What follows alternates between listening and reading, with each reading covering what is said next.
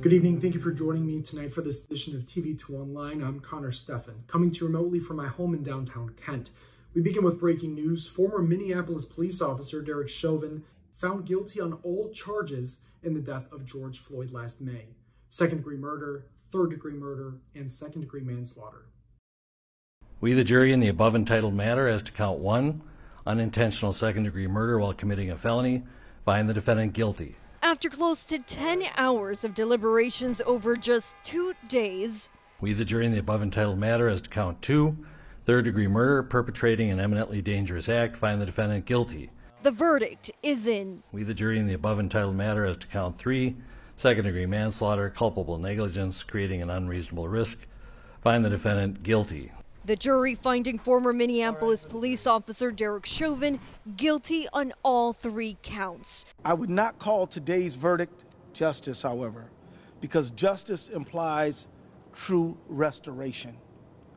But it is accountability. George Floyd's brother stood inside the courtroom as the jury's verdict was read, while outside, protesters celebrating the victory. His girlfriend sharing her grief and her sense of relief. It'll mean change. It's a first step in a long road to recovery.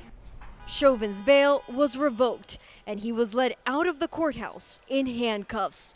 In Minneapolis, I'm Camila Bernal. Now in more local news, the Portage County Drug Task Force made 9 arrests this past weekend after seizing drugs and guns during a bust in Kent. Both Kent police and sheriff's deputies assisted in the bust. Several items were confiscated, including 5 handguns, an AR platform rifle, an AR shotgun, and an unspecified amount of crack cocaine. Officers say they expect to file additional charges against the 9 this week. And a medical marijuana dispensary could be coming to Kent in the near future. Licensed medical pot grower Buckeye Relief out of Eastlake is eyeing a West Main Street building that's been vacant for years. Buckeye plans to renovate the interior and exterior of the place to meet Ohio security regulations.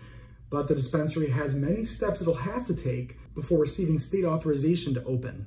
And statewide, the Board of Pharmacy agreeing to more than double the number of medical dispensaries in Ohio over the next year. The decision to add 73 new dispensaries on top of the 52 already operating in Ohio came after patient complaints of accessibility problems and high prices. The application process for these medical dispensaries is expected to be announced this summer. Come this Thursday, there will be temporary changes to how Ohioans can apply for benefits like SNAP and Medicaid. Ohio Job and Family Services will have a scheduled outage to its site beginning Thursday afternoon at 3 lasting through the morning of April 27th. As a result, counties will be unable to process applications or reported changes to benefit cases. Those contacting the agency with a food emergency during the outage will be redirected to United Way's 211 for a list of food distribution centers and hot meal sites. Nike's nearly 2-decade-long relationship with late basketball legend Kobe Bryant is over after the Bryant estate made the decision to pull out of its contractual agreement with the shoe company. Nike made a statement saying, "Though our contractual relationship has ended, he remains a deeply loved member of the Nike family." Nike signed Bryant in 2003 in what was considered one of the most successful sponsorships in history. And now, your TV2 Sports Report. Happy Tuesday, everybody. This is your TV2 Online Tuesday Night Sports Report. I am Austin Arnold, and let's go ahead and get started. The Kent State Golden Flashes softball team is taking on the Buffalo Bulls today in a doubleheader that started at 1 p.m. for the first game. In the first game, Buffalo was able to keep it tied pretty much the whole way until the 6th inning, where 1 run was the difference as they win 2-1. The second game is currently going on at the moment, and we will have updates for you later on when that game concludes. The Kent State lacrosse team is looking to complete the season sweep against the Akron Zips tonight at 7 p.m. at Akron. Earlier this season, Kent State was able to clinch their first win on the year after beating Akron at home on March 13th by a final score of 9-8. With this win, assuming they win, Kent State will move to 4-7 on the season and will play Detroit Mercy on Thursday for their next game at Detroit.